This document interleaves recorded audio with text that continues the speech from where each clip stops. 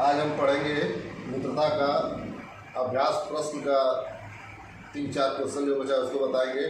उसके पहले जो है जान लें कोरोना पॉजिटिव या कोरोना महामारी का क्या है। कोरोना महामारी से बचने के लिए सोशल डिस्टेंस की ज़रूरत है। भीड़ भाड़ इलाके में जाने से बचें। उसके बाद हमेशा हाथ धोते रहें, सैनिटाइज करते रहें और मास्क का प्रयोग करें। मित्रता पाठ में अभी तक हमने जितना ही बताया है, केवल एक लड़का जो है पोस्ट करके ग्रुप में पोस्ट किया है। अब हम आगे का जो एक्सरसाइज बचा हुआ है उसको हल कराएंगे। हल कराने के बाद आज मित्रता चैप्टर समाप्त हो जाएगा और कल जो है हम पद्य का संक्षिप्त परिचय और पद्य के बारे में जानेंगे। उसके बाद पद्य का अध्ययन करेंगे।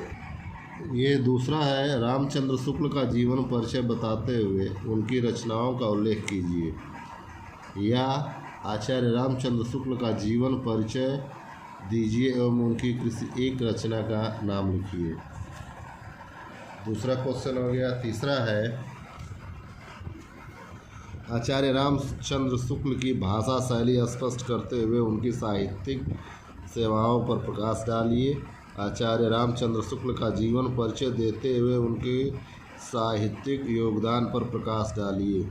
ये दूसरा, तीसरा और चौथा प्रश्न जो है एक ही तरह का है। इसमें आचार्य रामचंद्र शुक्ल की भाषा शैली, जीवन परिचय, साहित्यिक योगदान और उनकी भाषाओं पर प्रकाश डालना है।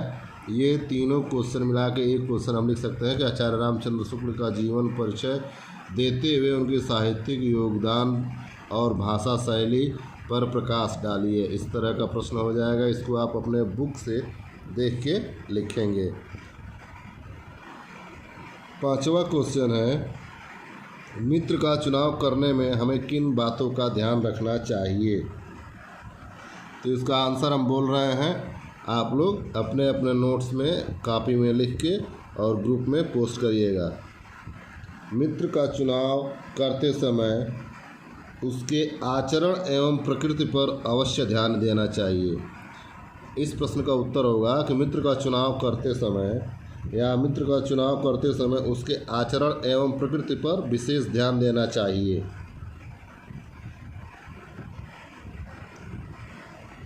छठा क्वेश्चन है, विश्वास पात्र को जीवन की एक औषधि क्यों कहा गया है। विश्वास पात्र मित्र को जीवन की औषधि इसलिए कहा गया है क्योंकि विश्वास पात्र मित्र हमें उत्तम संकल्पों में दृढ़ करता है, दोषों और त्रुटियों से अलग करता है। जब हम कुमार्ग पर, यानी कुमार्ग का मतलब हो गया जब हम गलत रास्ते पर चलते हैं तब हमें वह रोकता है, और जब हम हतोत्साहित, जब हम निराश हो जाते हैं तब वह हमें उत्साहित करता है ताकि हम अपना कार्य कर सकें। इसलिए विश्वास पात्र को जीवन की एक औषधि कहा गया है। मित्र का चुनाव करने में लोग प्रायः क्या भूल करते हैं। मित्र का चुनाव करने में प्रायः लोग उसके गुण और दोष की परख नहीं करते हैं। हंसमुख चेहरा, बातचीत का ढंग, थोड़ी चतुराई या साहस, ये ही 2-4 बातें किसी में देखकर लोग चटपट अपना मित्र बना लेते हैं। फिर अगला प्रश्न है, बाल्यावस्था की मित्रता युवावस्था से किन बातों में भिन्न होती है। तो इसका आंसर हो जाएगा, युवावस्था की मित्रता स्कूल के बालक की मित्रता से दृढ़, शांत और गंभीर होती है।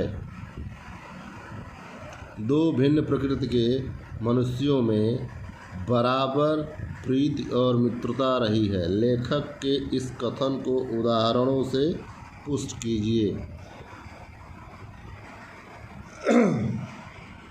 तो इसका आंसर हो जाएगा, कुछ लोगों का विचार है कि, या लेखक कहता है कि मित्रता के लिए एक जैसे स्वभाव का होना आवश्यक है, परंतु लेखक ने उदाहरण देकर यह स्पष्ट किया है कि दो भिन्न प्रकृति के मनुष्यों में प्रीति और मित्रता बनी रहती है। श्री राम धीर और शांत स्वभाव के थे, लेकिन लक्ष्मण उग्र और उद्धत स्वभाव के थे, फिर भी दोनों में अगाध स्नेह था। अगाध मतलब होता है गहरी मित्रता या प्रगाढ़ प्रेम। कर्ण उदार और उच्चासई था, जबकि दुर्योधन संकीर्ण और दुष्ट स्वभाव का था, फिर भी दोनों में मित्रता बनी रही। अगला है लेखक कैसे लोगों से बचने की हमें शिक्षा देता है। लेखक ने हमें ऐसे लोगों से बचने की शिक्षा दी है जिनका हृदय निचाशयों यानी कलुषित और कुत्सित विचारों से कलुषित है, यानी कि जिसका हृदय काला हो और गलत विचारों वाला हो, ऐसे लोगों से लेखक हमें बचने के लिए कहता है। कुसंग का ज्वर सबसे भयानक होता है, लेखक ने ऐसा क्यों कहा है। कुसंग का ज्वर सबसे भयानक होता है क्योंकि यह केवल नीति और सद्वृत्ति का ही नाश नहीं करता, बल्कि बुद्धि का भी क्षय करता है। अगला प्रश्न है स्थिति जमाना, धड़ाधड़ बढ़ना, बात सूझना, धुन सवार होना, पल्ला पकड़ना, चौकसी रखना, इन क्रियापदों का अर्थ बताइए और वाक्यों में इनका प्रयोग कीजिए। हम अर्थ बता दे रहे हैं और वाक्य का प्रयोग आप लोग खुद कर लेंगे। स्थिति जमाने का अर्थ होता है प्रतिस्थापित करना, यानी कि हम इसको वाक्य प्रयोग ऐसे कर सकते हैं कि श्याम अपने कक्षा में स्थिति जमाई हुई है, या श्याम की स्थिति कक्षा में जमी हुई है। स्थिति जमाने का वाक्य प्रयोग हो जाएगा। फिर धड़ाधड़ बढ़ना, इसका अर्थ हो जाएगा तीव्र गति से बढ़ना।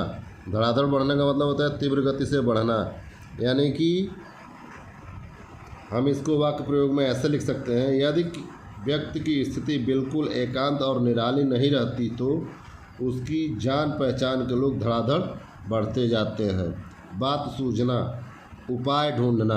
बात सूझना का अर्थ होता है उपाय ढूंढना, यानी कि हम अर्थ बता दिए, इसका आप वाक्य प्रयोग करेंगे ताकि देखें आप वाक्य प्रयोग करना जानते हैं कि नहीं।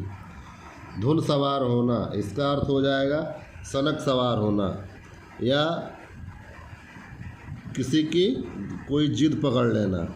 पल्ला पकड़ना, पल्ला पकड़ना का होता है साथ पकड़ना, इसका अर्थ हमने बता दिया, आप इसका वाक्य प्रयोग खुद करेंगे। चौकसी रखना, सावधान रहना। चौकसी रखना का अर्थ होता है सावधान रहना।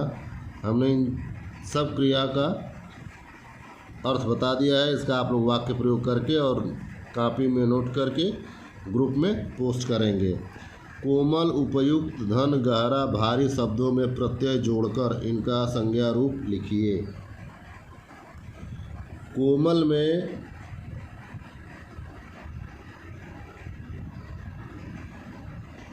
कोमल, उपयुक्त, धन, गहरा, भारी में प्रत्यय जोड़कर इसका संज्ञा रूप लिखिए। अब प्रत्यय क्या होता है अब इसको बताना होगा। फिलहाल हम इसको आपको बता दे रहे हैं कि इसका क्या होगा, और प्रत्यय और क्या होता है इसको हम आपको विस्तार रूप से अगले वीडियो में बताएंगे। कोमल का प्रत्यय जब जोड़ेंगे तो कोमलता हो जाएगा, जब कोमलता हो जाएगा तो वो आपका हो जाएगा संज्ञा। उपयुक्त में ता जोड़ेंगे तो उपयुक्तता हो जाएगा, इसमें भी आपका ता प्रत्यय जुड़ जाएगा। फिर घन में आ की मात्रा आ जोड़ेंगे, आ प्रत्यय, तो उसमें घना हो जाएगा। गहरा में गहराई, भारी का भारीपन, ये आपका प्रत्यय जोड़कर हमने संज्ञा बना दिया है। संज्ञा और प्रत्यय क्या होता है इसको हम आपको अगले वीडियो में बताएंगे।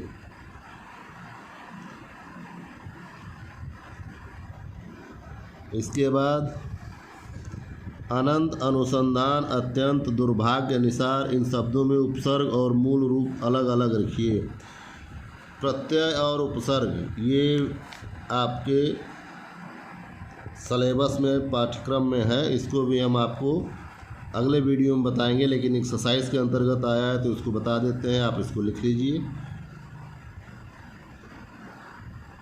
अनंत में उपसर्ग जो है अन है और अंत जो है मूल रूप है। हम जो है दो कॉलम बनाएंगे, एक तरफ लिखेंगे उपसर्ग और दूसरी तरफ लिखेंगे मूल रूप। तो मूल रूप हो जाएगा आपका अंत और उपसर्ग हो जाएगा अन। फिर अनुसंधान है तो उपसर्ग में अन लिख लेंगे और मूल रूप में संधान लिख लेंगे। फिर अत्यंत है तो उपसर्ग में अत लिखेंगे और मूल रूप में अंत लिखेंगे। फिर दुर्भाग्य है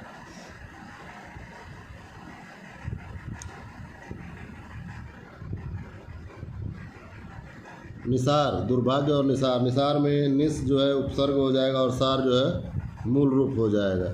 निम्नलिखित शब्दों का समास विग्रह करते हुए समास का नाम बताइए। ये भी आपके अगले चैप्टर में बताएंगे, अगले वीडियो में, कि समास क्या है, समास विग्रह क्या है और निम्नलिखित शब्द का तत्सम रूप लिखिए। यानी कि प्रश्न नंबर 13, 14, 15, 16 ये आपका एक चैप्टर हो जाएगा। इसको कल हम या अगले वीडियो में आपको बताएंगे। फिलहाल आज के वीडियो में इतना ही। हमने जो आपका मित्रता पाठ का जो बाकी प्रश्न था उसका हमने आंसर बता दिया है। जो उसमें 13, 14, 15 नंबर का जो प्रश्न था वो एक टॉपिक है उपसर्ग, प्रत्यय, समास, विग्रह और तत्सम तद्भव। ये आपका पाठ्यक्रम में दिया हुआ है। इसको हम अलग अलग समय पे अलग अलग छोटे छोटे वीडियो के रूप में आपको बताएंगे। फिलहाल आज के लिए इतना ही। Good bye.